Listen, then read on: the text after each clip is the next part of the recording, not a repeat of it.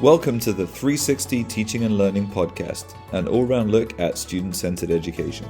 I'm Adrian Pumphrey, and this week, as Park Tudor enters its new season of professional learning communities, Laura Gellin and I talk with three of our new PLC leaders, Jamie Salatich, Carrie Payline, and Liz Odmark. We discuss what success in PLC groups looks like, as well as the main hopes and goals for the coming weeks and months. Enjoy the episode. Well, thanks for joining us, everyone. It's good to see you. And I thought it would be great to start by maybe going around and just introducing ourselves, what our role at PT is, and maybe a little bit about your PLC. I'm Jamie Salatich, and I'm a junior kindergarten teacher at Park Tudor, and I am in charge of the early childhood PLC, which includes the JK teachers, SK teachers, and first grade teachers. Hi, I'm Carrie Payline. I'm Director of College Counseling, and I work with the administrative team, PLC. And I'm Liz Odmark. I teach 8th grade English in the middle school, and I am leading the Teaching Innovations group, which is a group of classroom teachers from lower, middle, and upper schools who are interested in innovating. So, yeah, just to start, let's start from the very beginning. A very good place to start. How did this all happen? Because, we came back from summer break and you guys were just ready to go. So I'd love to hear some of the backstory and how this came about and why you decided to be involved. So for the early childhood team, we actually started this last year. We were in groups with different colleagues from around the school, and although we really enjoyed being with the other colleagues and we liked learning different things, we felt like we needed a group that really struck home with us in early childhood education. It's much different than lower school teachers, middle school teachers, or upper school teachers. And so we made our own group, asked to make our own group last year, and we decided we wanted to focus on the research of early childhood education. And so we found an expert that could come and meet with us virtually. We meet about once a month or twice a month. And from there, we just looked at topics, maybe things that we wanted to make sure that we were on the right page of, things we thought we could maybe tweak to become even better. So that's how it started for the early childhood team. Chance Hart, our associate head of school, asked me as a longstanding middle school faculty member if I would like to be a part of a group that she was interested in starting. And so we talked about that last spring, and we met a few times over the summer even to make some plans, and that's how we were able to sort of hit the ground running in the beginning of the school year. So I came a little bit later to the table, only because as we learned more about professional learning communities, you uncover that sometimes having members of your administration within professional learning communities can actually hinder the conversation. And so that's something that we obviously didn't want to happen. It was the antithesis of what these are created to be. And so that sort of launched a discussion about, well, could the administrative team be their own professional learning community?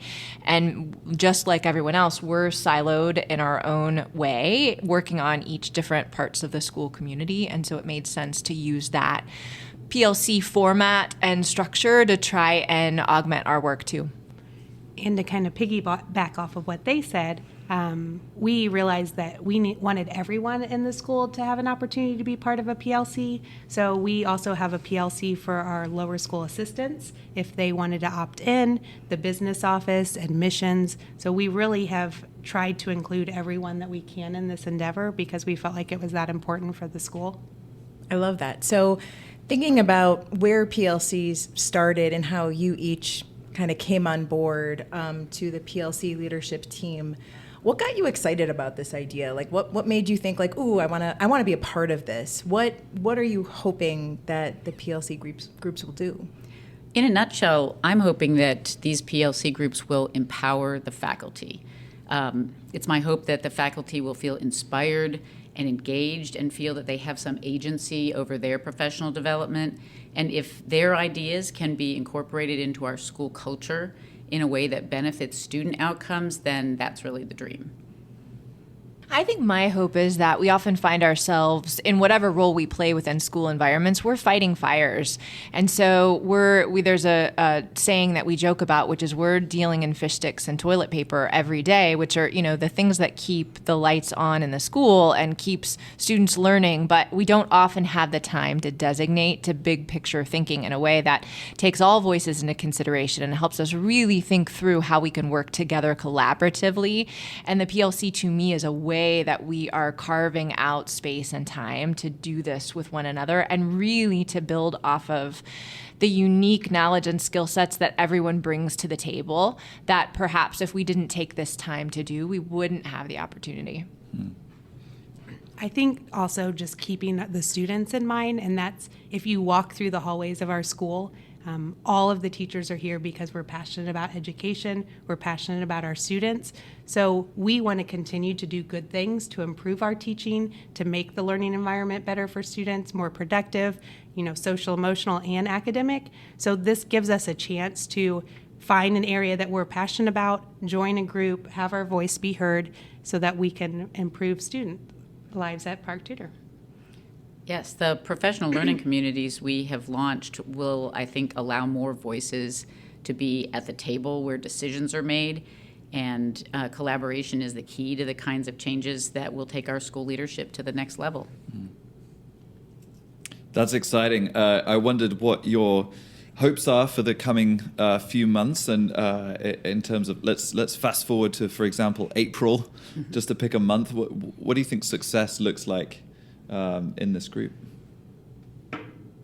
I hope that by April we have some faculty-generated initiatives that will have some kind of impact across the campus, and we can point to these and say, these are the results of these professional learning communities that we've created. I mean, in a teaching initiative or teaching innovations group, I'm hoping that there are some teaching innovations that the students are noticing and that they're benefiting from. I think the nature of, at least the way we've approached professional learning communities, is there is a structured way that you facilitate these types of conversations, and it's very outcome oriented, where other types of professional development are discussion based, and there is definitely a component of that to our PLC groups, but it's very much tied to how efficient can we be to have everyone have a voice and yet still move the needle on what we want to accomplish. And so I do like that there is that intention about it, and I think to Liz's point, that will move us forward in a really tangible way in a faster period of time. It's not just philosophical. And I think, too, being able to voice this to parents and why we do things the way we do, and bring in some of those research pieces, showing them that this is what the research says, this is what works, this is what's good for your children. These are things that you can also try at home. I think will be very beneficial. Jamie, I love this idea of being research-based. Do you have any examples? Because you started way ahead of time. Do you have any examples of research that you've enjoyed and you've seen benefit your classroom? Yes, for sure. So one big piece of research that we've learned is spatially, students that begin to do spatial activities and learn spatial thinking at a very young age perform higher academically on math tasks later on, even lower, middle, and upper school. And so we have looked at our classroom environments and how we can set up our classroom environments in a spatial manner where students will have different obstacles that they have to maneuver around throughout the day. For example, my JK1 students, when we get our rest things out, they have to maneuver around the classroom, around maybe a bookcase, around the sensory bin, go back into a room to get their yoga mat, come out and find where their rest space is within the classroom. And we've taught our students how to do this independently. And this works on their spatial thinking, such as I'm next to the sensory bin, or I have to go to the left around the art center. So they're having this thinking within their brain, which will then translate to other classroom activities that we'll do, which in our hopes will benefit them as they get into, different math classes in the lower school, and then translate to pre-algebra, algebra, geometry, calculus, all of those math classes later on. That's great that you can already point to an outcome, right? You can already point to a change that has been made that came out of the PLC that you started. And again, you're a couple months ahead, right? You're a couple months Right. ahead of the other PLCs. So it's great to be able to point to that success. Do you guys think that the PLCs will maybe start of what can teachers do in their classrooms, or what can administrators do that is just primarily in their own control? Do you see it staying there? Do you see it as starting there? Do you see it as continuing there, but then maybe also layering on bigger initiatives or changes in curriculum? Where do you see this going? I mean, Adrian asked you, where are you in April? Right? What would be a good kind of success in April? I guess I'm wondering more 2 years from now or 3 years from now. I think Jamie's got us at a great starting point. Do we want to continue on that? I know for the Hilbert Center, we do a parent education piece, and we would like to extend the PLC at some point and be able to include parents within their own, maybe mix with teachers, because for us, the parent education is a huge part of what we do, because we definitely view it as something that we're working together to help their children be successful. And what we do at school and what parents do at home, those both matter. They're both very important. We don't want to work against each other. So we're hoping at some point throughout the years, maybe even this year, we don't know yet, but that we are able to bring in parents into PLC groups and have them also have a voice and learn and see what's important to them. I think it's such a great question, and I think, in my opinion, it's just the start, that it will only continue to have reverberations and ripple effects, because I love that PLCs are passion-driven, they're ground up, and so once you feel like you've tackled a problem and you've worked together, then that re-envisions what the next challenge might be, and that may pull different people to the table. It starts another dialogue to happen that I think will resort and reorganize in different ways. So I think there's applications to Jamie's point that it's not something that's just relegated to certain groups and certain people and will stay in those small groups, but really things that will continue to reorient as we take it to the next level. So I'm excited to see where it goes in the future. Yes, change is slow. It's always slow in schools, and it will be slow. We realize that, but I think we can also feel a sense of energy around this topic. We're interested in pushing it to see where it can go. And I know that professional learning communities in other schools they do look different from the ones that we are creating. So in other schools, professional learning communities seem to be organized by department or their course-alike communities, and in ours, we are trying to do a more campus-wide outlook for all of us to experience, so that we can see different viewpoints and different perspectives. And I know it's going to take a while for us to feel the results of this, but I do think that we'll have a greater sense of understanding of what each of our roles are on campus, and we will be able to appreciate each other's contributions more successfully when we really look at what these professional communities are going to be able to do.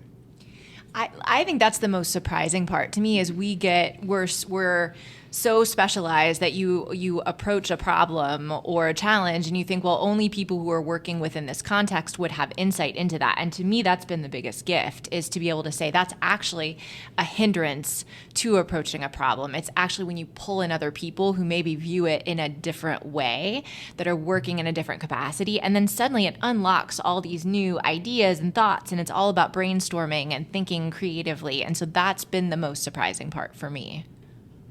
I know you've had the chance to have some training, the Critical Friends training recently, a 5-day long training.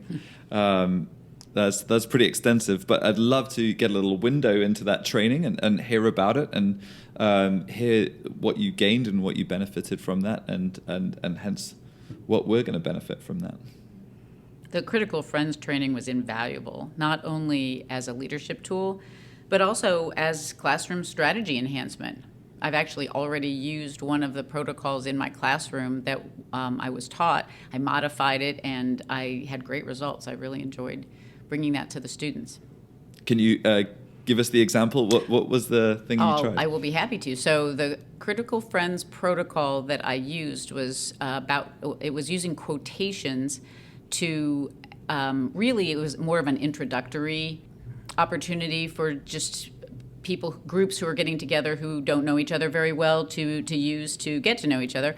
And instead, I used it as an English teacher using quotations from short stories that the students had just read. And the way that the protocol works, the students get a bunch of quotations and they get to choose one that they really enjoy, like one that resonates with them, and then they get to talk about it. And the idea of the introductory protocol was simply to use it as a getting to know you opportunity. But in my classroom, the students were able to explain their quotation, the one that really resonated with them, and they had to talk about to the rest of the class why they liked the quotation, but also where it was in the story and what story it was and what was significant about it and what it told us about the characters, and it really just enriched our English discussion. So I'm not a teacher. I know my teacher colleagues here in the room are used to walking into a classroom and maybe having a little bit of off the cuff, like we're going to start here with a discussion and who knows where it takes us. So being tasked with leading something that's really intrinsically nebulous, like, well, we don't know what the topic is going to be and we don't know what resources you're going to have and we really don't know who's going to be in your group for a while, but we're going to have a productive, goal-oriented outcome and we need you to be helpfully in charge of this. And that's really intimidating as somebody, again, who is not a teacher and who really likes structure. So the Critical Friends training for me is the scaffolding of how you walk into a conversation that is that abstract. And it provides you with these tools, these protocols that lets you identify, okay, what type of conversation are we going to have? What do we want the outcome to be? And then once you identify that, you actually have some tangible approach to facilitate. It's like a facilitative leadership conversation. And so like many of us, I've already seen results not just within our professional learning communities, but with student clubs. And so I too have used a quotes protocol to get students to engage and talk with each other in a way that can promote some interaction and vulnerability, but at a way that's appropriate for what you're talking about. So I think there are all kinds of ways that we can use this. There's actually a program that we use in college counseling. I've already seen that could be a helpful way to engage with parents as well. So I think there will be far-reaching applications. And the great thing about the protocols is, as a teacher, we are short on time always. We never have enough time, and these are timed activities. They're very structured. You come in, you already have an agenda. It's also nice because it gives everyone an opportunity to have a voice. Teachers as well. You have some who like to jump in, like to share a lot. I mean, it's great. It's part of the reason why we're teachers. Then you have some who might just like to sit back and listen. It encourages everyone and it gives everyone an equal opportunity to speak and also listen. So I do think it probably forces some people out of their comfort zone a little bit in those instances. But it's beneficial to everyone who's involved with the group and everyone really feels like they're part of a team. Yeah, they're also really comfortable. There's something about them that just allows people to feel as if they can share, and whatever they share, it's going to be valued and it's not going to be dismissed. And I really enjoyed the training, and I enjoyed the fact that I now have these as part of my toolkit. Part of what I'm hearing is that the Critical Friends training and the PLCs is doing quite a bit to build some community, maybe with, again, cross-campus teachers and administrators who don't normally maybe see each other. So thinking about building that community, how has PLCs and Critical Friends training maybe changed your view or affected your view in some way of how the Park Tudor professional community sort of could work, and maybe ways that it hasn't yet? I think, especially for the early childhood division, giving us a voice, and also an equal voice across the campus, instead of just seeing us as, oh, they get to play with kids all day, they're so cute. It's true, but we also can use the PLCs to help elevate our profession and show everyone, how important it is what we do, and what the things that we are doing in our class that seem like play really have a lot of research behind it that will help teachers and parents even when their children are getting ready to go to college. So for us, it's been great for us to have this being able to dive into something that is very specific to just our group, instead of just finding our way, oh, I guess this kind of fits with us, but not really, but we'll join this group. It's really allowed us to kind of band together as a team. Well, I think we're unique in a school because we're junior kindergarten through grade 12. And so we operate on a day-to-day basis really independently. And we're missing opportunity if we're not engaging as a fully comprehensive junior kindergarten through grade 12 school. And how can we better do that? By having these types of conversations. It's way more comprehensive. And I think while PLCs are somewhat unique to private schools, independent schools like ours, I can't think of a better application than in this type of environment. What would you like to say to the community in terms of what your hope is as leaders for the community? We know what your hopes are now, but what are your hopes for the Park Tudor community? My hope is that this provides an opportunity that carves out time for us to have the luxury of forward thinking in a way, and with regard to topics that are really important to us and to our community and to student learning. There are some really great professional development opportunities and books and resources that are out there, but they don't always apply. And this is actually something that is what our community has identified, what our teachers have said that are the most interesting to them, that they want to move the needle on. And so that, to me, is the part that's the most interesting.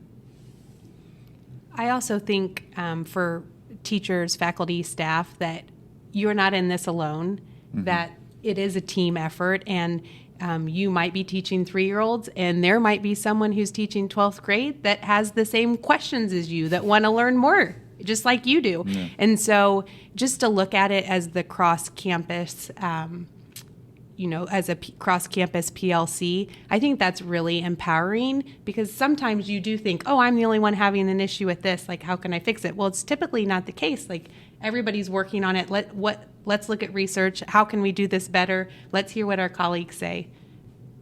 Well, thank you so much, Carrie, Liz, and Jamie, for joining us today and giving us a peek into the world of the PLC started at Park Tudor. We appreciate your work, and we appreciate you being on the show. Yeah, thanks for joining us. Thank you. Thank you for having us.